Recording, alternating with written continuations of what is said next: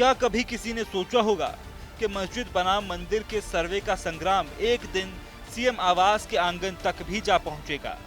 लेकिन सियासी बिसात पर सब कुछ संभव है, तो लिहाजा ऐसा हो गया। संभल के संग्राम में सपा मुखिया अखिलेश यादव ने दावा कर दिया कि लखनऊ के 5 कालिदास मार्ग वाले मुख्यमंत्री आवास के नीचे भी शिवलिंग है। मुझे कुछ याद आ रहा है, जो लोग कहते थे उस बात को मैंने उतना सीरियस उस समय नहीं लिया था। अभी कल ही आपके एक पत्रकार मित्र मिले थे, मैंने उन्हें थोड़ा बता दिया है, लेकिन अब सब प्रेस सबको बताना चाहिए।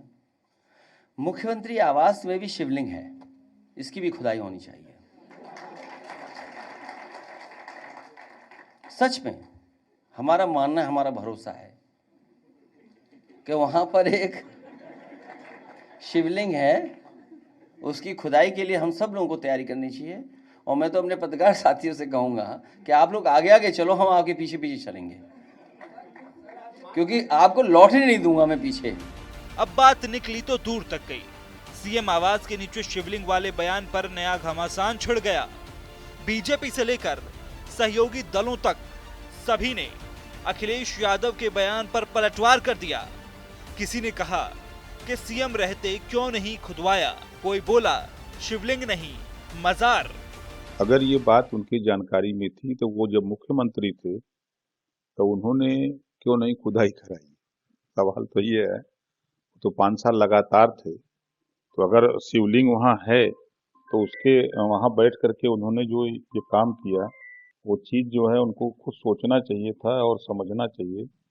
वो उनके कहने का सिर्फ तात्पर्य ये है कि मुस्लिम मतदाता हमसे जुटा रहे, हम उनके वोट का इस्तेमाल करते रहें, उनके हक अधिकार को लूटते रहें, बस उनका मकसद यही है। सीएम हाउस में पहले कोई शायद मदरसा चलता था या मजार बनी होगी, तो जो रोजा अफ्तार होते थे वहाँ अखिलेश जी के टाइम पर टोपी लगा कर खुद बैठते थे। लेकिन अब निश्चित रूप से वहाँ शिव मंदिर है, तो ही तो आज आप देखो वहाँ से एक भारत की सनातन संस्कृति की एक शानदार महक आती है।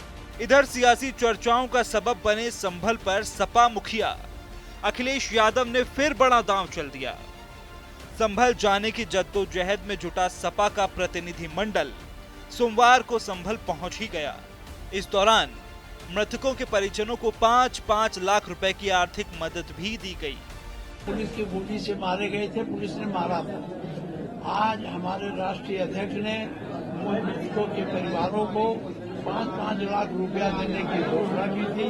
वही चेक लेकर ये प्रतिनिधिमंडल इस बीच में आया है। संभल पहुंचे प्रतिनिधि मंडल ने सरकार और प्रशासन पर जहां हिंसा के लिए आरोप लगाए, वहीं संभल से सपा सांसद और हिंसा में आरोपी बनाए गए जियाउर रहमान बर्क ने बयान देते हुए कहा कि सरकार से नहीं अदालत से इंसाफ की उम्मीद है।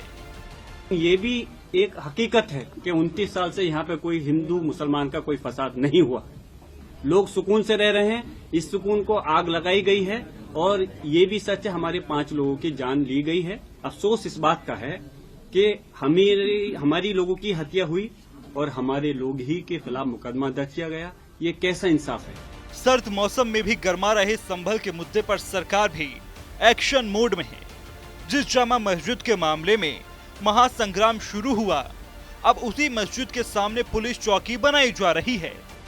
बहरहाल संभल पहुंचे सपा के प्रतिनिधि मंडल ने जहां एक बार फिर सियासी गलियारों का पारा गर्मा दिया है, वहीं घमासान तो अखिलेश यादव के शिवलिंग वाले बयान पर मचा है। ऐसे में सवाल यह है कि आखिर अखिलेश यादव के सीएम आवास के शिवलिंग वाले बयान के मायने क्या हैं? सवाल ये भी है कि आखिर संभल के दंगल में और कितने एंगल